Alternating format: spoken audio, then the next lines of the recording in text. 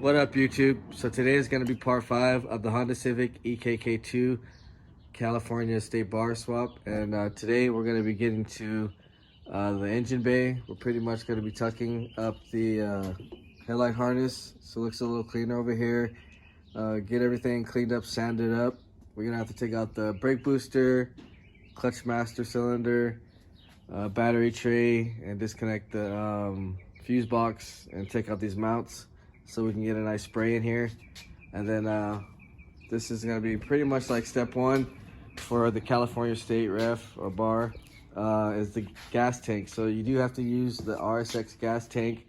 They will check everything before you can even actually get to the state bar, and they want you to go through a lot more now. They have to have it approved by the dealership, and your monitors have to all be passed and everything. So on this one, we're actually going to be going to the smog station and getting a certificate and to actually prove that the swap is actually has all the monitors passed and everything. So Johnny's supposed to be coming over to do the straps, so we'll be lifting the car up, getting the straps done today, and then most likely hanging the evap system, and then pretty much just prepping the bay.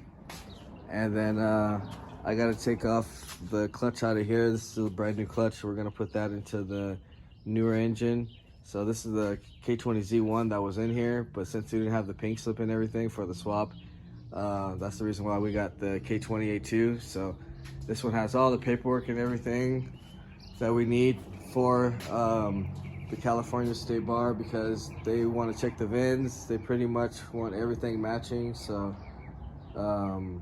yeah, this is a matching motor and transmission. We have the pink slip, and that's pretty much one of the parts that you need to have a case swap, is all this together. With the intake, it's okay. We have a legal one. You can run a stock airbox if you want. Other than that, I'm gonna go ahead and start lifting this car up, and then we'll get to the engine bay and start knocking out some things, and we'll come back. All right, so we're back now, and we got our master cylinder, clutch line, and slave cylinder out of here, our brake booster. I went ahead and took the battery tray out, took the front bumper off, and pretty much disconnected everything as much as the fuse box too, and I got all the motor mounts out of here. So now I'm gonna start disconnecting all these from the headlight harness so I can start tucking it in through inside of the fender.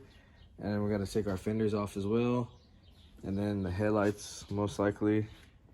And then I gotta drop the suspension, and then we'll start cleaning everything up, masking it all up, and then let it all dry up, and then we'll go for the first coat of paint, and then the second coat, and then we'll let that all dry up and get to the gas tank.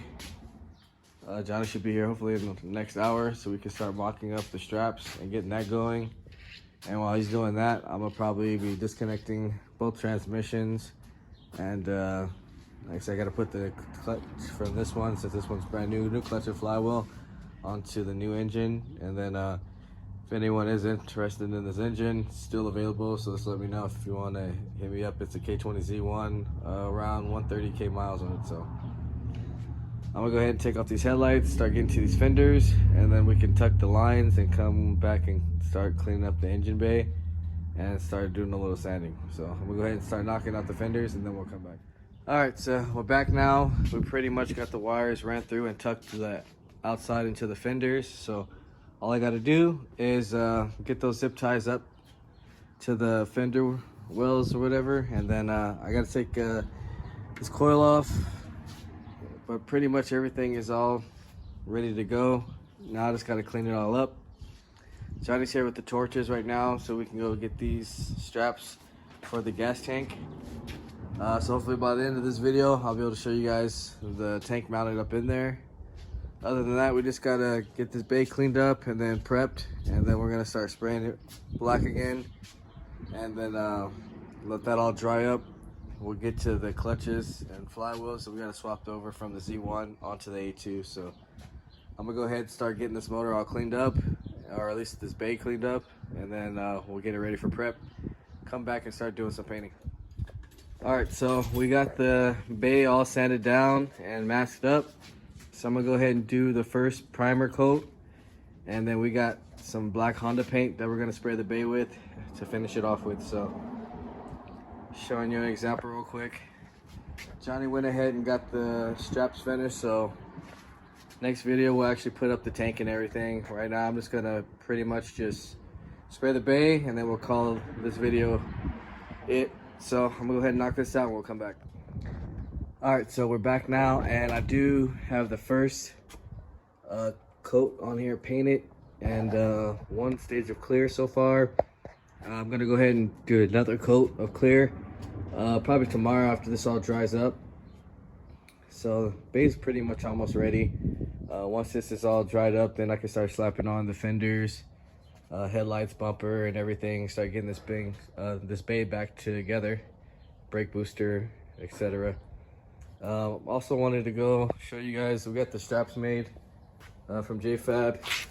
He went and knocked those out, and then I kind of wanted to go over on how to actually run the evap once the tank is up there. So this is gonna go right here to this one right here, and then this evap right here is gonna go to right here, and then we have this one. This is gonna be the one that goes to the front of the engine. So we'll have this right here, that right there, and then this will be ran all the way from the stock location in the back of the evap. And then pretty much you do have to run the filler hose. So pretty much that's gonna be like that right here, and then these two go like that, and pretty much you just have to get it all mounted up in there. So that's pretty much the gas tank situation. Make sure this has no cracks in it, because those do crack a lot, and that will give you a check engine light, or your monitor won't pass. So that's pretty much gonna be it for this video, guys. The next video we'll start getting everything back together, get the motor in here, start installing the gas tank and everything, and then pretty much go from there.